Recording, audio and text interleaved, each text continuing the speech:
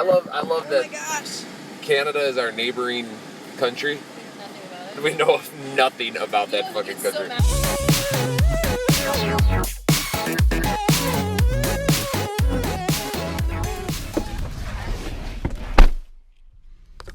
I'm out. Alright. Maybe you and I can do this and they can answer too. Okay. Can you answer some questions? I can answer whatever questions you want. I think you'll have a good answer to this. So how do you deal with negative coaches, clients, and owners? As a coach, can you be caught between serving your members and appeasing your employer? Where is the line and how do you ask the hard questions? I think you need to work on your interviewing skills. That's too many questions. There's no way in fucking hell I'm going to be able to remember all those motherfuckers. All right. How do you deal with negative coaches? How do you deal with negative people? Fire them. As an athlete in the gym, or as a coach or as an owner. So like if you're an owner, actually let's take it from the point of view of you're a coach working at a gym. Okay. And you're not even an owner. Okay. And you either have a negative client that you're dealing with, and then we'll answer that, and then also we'll switch it. What if you have a negative owner that you're dealing with? So let's start first with the negative client. I think I'm gonna be honest. I think my perspective has changed over the years about working with a negative client. I think it's more important to understand where they're coming from than it is to understand what you've observed and have your gut reaction. What is it? Franklin Covey that wrote 7 Habits of Highly Effective People? Yeah. He said, seek first to understand and then to be understood. Mm-hmm. And a lot of times your gut reaction is to say, that guy's a jerk. But in reality, there might be something going on in that person's life that's causing them to act the way that they are. Yeah. And I think addressing that from that perspective is more... It's probably more appropriate as a trainer at a gym than just to go with your initial gut reaction. So, I think to diffuse a situation with a client, I would first ask what's going on with them. Sounds great. Yeah. What about you guys? Say, don't be a dick. You're a fucking dick. Yeah. So. Well, also, Pat, here's my next question. Negative to what regard? Like just coming in a little bit upset and frustrated, and maybe a downer, or negative to the point where they're actually disrespectful. Let's say, okay, so yeah, I think what Matt's, I think you can deal with the situation the same way, if, like Matt said. So figure out where they're coming from in both those situations. But I guess if someone's coming in, I would say disrespectful would probably be the thing. So like say someone's coming in, they're disrespectful, and like seemingly when you find out, you see what's going on in their life, you kind of see where they're coming from. What if they don't really have like a good like standout reason? It's just kind of like, that's how they move through their life, like maybe there was something that happened as a childhood and they just act like a dick and you don't know what to do, and that's just kind of how they deal with it. Like, what would you do? It falls back on the coach. The coach has got to set better ground rules. Right. This is my gym, this is my class, that doesn't fly. You can act like that the other 23 hours of your day. When you're with me, in front of me and my class, it's not going to work. Right, that stuff can easily bleed into the rest of your gym. Right. Maybe you got to put a stop to it. I think what Matt said is actually pretty on point, though. It's like it's so situational, and it's Right, like it is really figure out where they're coming from. Absolutely. I like that. And then the diffusing the situation with a coach that's a jerk that you're working for. I think here's the thing about that. As a former owner of a gym, and I actually had the luxury of stepping away from my gym and being kind of like taking a back seat to the daily activities of the gym. We had a co-owner, a partner of ours, managing the gym, and we would come back to the gym and see the way that a lot of the trainers would treat her, and it was inappropriate.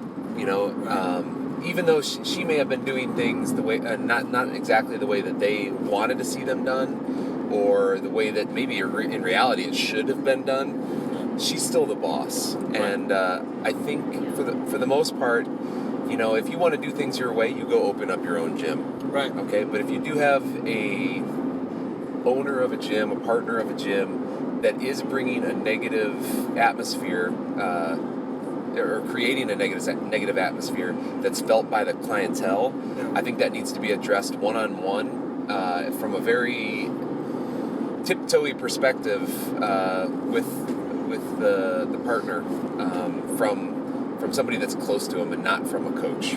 Yeah. Oh, that's enough of that question. What is your opinion on programming a strength session before every Metcon? That was a genuine question. That's an Abbey Grove question if I've ever heard one. Yeah, there you go. That's a bitch slap in the face to your strength. Is it? What do you mean by that? Every time, like if you never just go into the gym to just work on your strength, you're short-sighting your strength. Yeah. Fuck yeah. Boom. You should have days when that's all that you do. You should have days when all you do is run. I don't like those days, but they should fucking be there. Yep. Boom. Fucking be there. We don't. I think we can leave it there. All right, moving on. That's a good enough answer. How do you balance life, business, and training? Nadia. Oh gosh. Come on, Nadia. You gotta... Documented in an Excel spreadsheet, Matt. Color-coded. Color-coded. Post-it notes. Red important. Oh man, that's a great question. I don't know. I really don't. It's something I'm trying to figure out. So for you, do you have you have a pretty set routine, right? Yeah, routine is helpful. So for sure. for you, routine. Yes, and trying to prepare as much as possible in advance. Right. So whether it be making sure that my food is prepared or I have my workouts planned in advance, trying to think ahead instead of and being proactive instead of reactive to everything that happens. It's helpful. What does that mean? Being proactive, so Versus reactive. trying to anticipate things that might happen as opposed to waiting for things to happen. Okay. So planning ahead, maybe? Yeah, planning. Pretty much You mean the thing planning. that I can't do? Right. Good. All right. That thing. I choose compartmentalize and ignore problems. That's my way that I do it. I think for me, I try to do the things. There's stuff that you have to get done to make money, right? And there's times, you have to work in order to make money. Right. And I think there's times in your life where you can drive and push and make those things bigger and better and change the financial situation that you're in, so you have more times to relax, to do other things. But I'll get to periods in my life where I have to focus on things that actually make me happy. Yes. Versus the things that make me money. Right. And I have to spend more time doing the things that make me happy. And then when I get to a little bit of a comfortable mental state there where I'm feeling okay, then I'll do a really hard push in the work area. I know some people who they just grind, and they don't take that step away ever. So you need more of a balance. Exactly, more of a balance. And having those cycles where you kind of go in through I'm going to grind really hard and get to a place where I can be comfortable for a little bit and then try to be comfortable. And I might not be paying it off debt every single month, Right. but I'm going to live a good, happy life right now and enjoy the time I'm with the people I care about. Yep. And kind of go from there. And that's why I vacation so much, like we were talking about. Yeah, exactly. It's my reward. It's I'm going to work really, really hard, Yeah. and I'm going to take 3 days, I'm going to shut off my computer, shut off my phone, Yeah. and I'm just going to relax. And then I think the training is a whole other beast on top of that. Right. I think if Matt, you can probably speak to being a competitive athlete and trying to balance all that. You have to sacrifice, right? Yeah, but I think also there's a... So, I think what you guys are saying is spot on, right? Life balance, planning, but then there's also the recognition of what your strengths and weaknesses are and choosing to do the things that you know are your strengths, that you enjoy, and maybe getting help where you need to on your weaknesses. That's good. That's a great point. So for me, training was always a strength. I had no problem doing it. In fact, if I left to my own vices, I'd probably do it all day, every day. Right. But in reality, other stuff not needed to get done.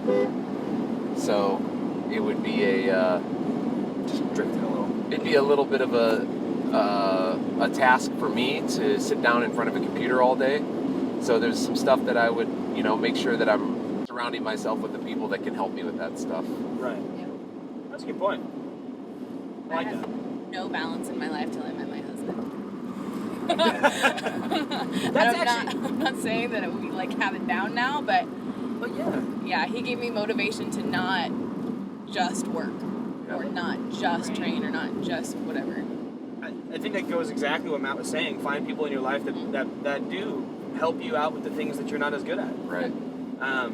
My wife was huge for that for me because because I was the just chill out guy. Like, No way. I'm like, whatever. I'll just live with like 4 other dudes and pay no rent and sleep on a couch. You know, like that was totally chill for me.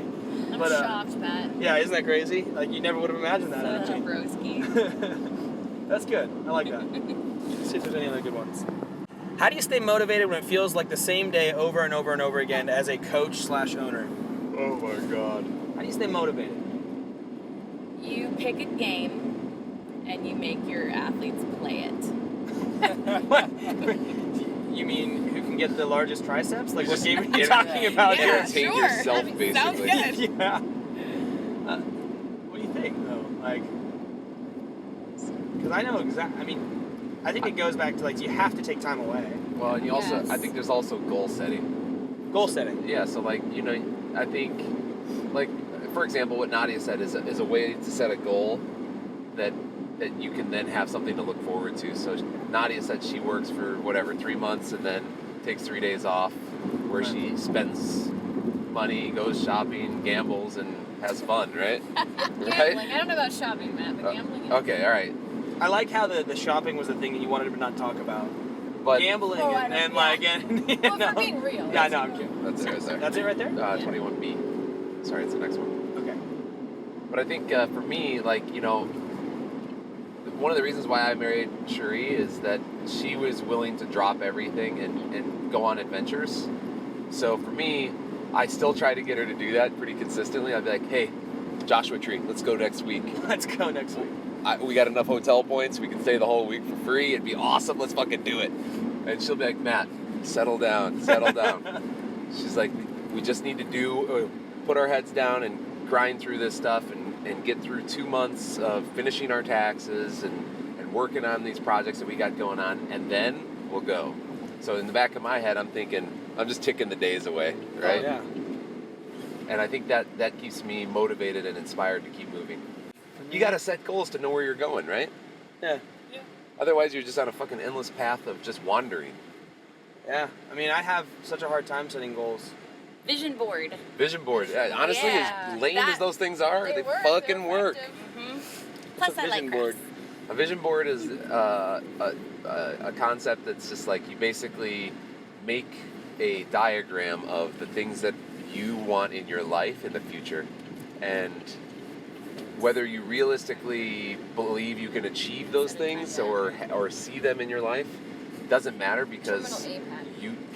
you naturally will be working towards those things subconsciously, I like it. and then you'll start to see them appear in your life.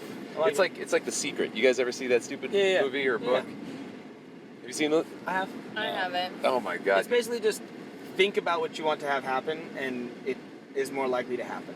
That's it. Yeah. It's all about positive thoughts. Yeah. And you know, they talk about something as silly as, like, you know, imagine checks coming in the mail Right. randomly and you're making money. Yeah. And as stupid as it is, I mean, I thought it was cheesy as hell, but Yeah. I watched it and I started thinking those things, and all of a sudden, you know, I mean, started getting sponsors, Yeah. started going on these trips and, you know, for work that are really fun, and started able to work with people that I really like, and all those things are things that I always hoped for. And You know what the great part about me, or the great part about that I think about that situation? Not great part about me. You know the great thing No. about Get to me. me. No, that's not to get to me. The great part I think about that situation is you were willing to be like, this seems dumb, but there's nothing that's going to be negative if I do this. You know, like, if I just start thinking good thoughts about this, like, we're good to go. Yep. Like, worst comes to worst, it doesn't happen. Whereas I think a lot of people would be like, that's so dumb, I'm not going to do it. And it's like, why would you do that? yeah, give everything a shot. Why would you not try it out? Why would you think that? Okay. More than 20 minutes. I like it. Oh, really? I find when I get bored of coaching. Oh, is she still back there? No, she shut it. I find that when I get bored of coaching, what I do is I try to enjoy the people more rather than the aspect of coaching them. Try to make them have a really good time Mhm. versus necessarily make them move the best. Yeah. Because I think getting to know who people are No, it's so important. is always entertaining. Yeah. Like for me, it's like trying to figure out who these people are on like a deeper level than just the person who just puts their knees out and doesn't listen to me every time. Yep. So I think that kind of always lights a fire up under me is when I start to like get in there and like talk to the clients in each Make class, connections. like make connections. Like That's what I do when I'm a little bit over the full-on coaching mode of it. Yeah. And there's So time, I think, a place for both, but that's what I was going to say, as far as what keeps me from feeling it's the same day over and over again, is truly investing in my clients' goals. Yeah. Because I coach every day for like a 5-hour block. It's rough. God damn it. It's rough. And, there's mid-block or even that last class, you have in that back of your head, you're just kind of like, kind of hoping I get skunked right now. Yeah, nobody I shows want to go up. home. Like, right. I'm good. I'm done. But then, I see someone come in. I see a client come in, and I know she's working on getting her first push-up. So then now it reinvests me into it because it's my challenge of like, hey, what can we do today to continue getting her towards her goal of getting her first push-up? Right. And then it invests you so much that basically when they do PR, it feels like a personal PR. It feels like you've just achieved something as well. And that 100%. definitely is something that has kept me going through the years. I like that. All right, quick one. When it comes to retaining clients, Oh, fuck. what is the most important thing a gym should do? Don't be a dick. Great. Get involved. Get involved. Yep, get involved with their life. Yeah, actually Perfect. know them. Know who they are, know who their kids are, know what they do for a living, Yep. know what vacation they just went on, Yep. know what vacation they have coming up. Don't know be all a that dick. stuff. And What are their Slash goals? be awesome, which Yeah. means connect with your clients. And I think Actually Greg know things Glassman, about them. Greg Glassman said it. He was like, I was Know at their that seminar. name, know their the one kid's where name. he was. Yeah, I was at that seminar. It was amazing. Yeah. Well, I mean, his was, what is it? You can quit a gym, but you can't quit a relationship. Yeah. Or it's much harder to quit a relationship. I think we even said this in the last one, but I think it really rings true. The more I coach, the more I see like the best coaches are the ones that really build relationships. Like even when it comes to the people having a good time. But yeah, gym membership retention, that is huge. Yeah. Oh, it's I mean, everything. As long as, It's huge. As long as Think- the think- coach, if you make it the best hour of their day, they come in and it's the best hour of their day, they have no reason to leave. Yeah. Think about the number of members that have come through your gym that no longer are there. If you held on to even just say 25% of that, Yep. Yeah. your income would be incredibly different. Yeah. Totally. And the Like, best stuff way to do that is happens, to people move, Know them. yeah. If you're a part of your life, they have to go to the trouble to actually cut you out. Yep. Right. Yeah. But and I think genuinely know them. I think a lot of people, if you're in this business and you don't give a shit about other people, you're in the wrong The business. wrong, yeah. So, yeah, It's a service. you gotta care. It's a service. 20 eyes in my head. 20 eyes in my head. 20 eyes in my head. They're all the same. They're all the same. 20 eyes in my head. 20 eyes in my head. They're all the same.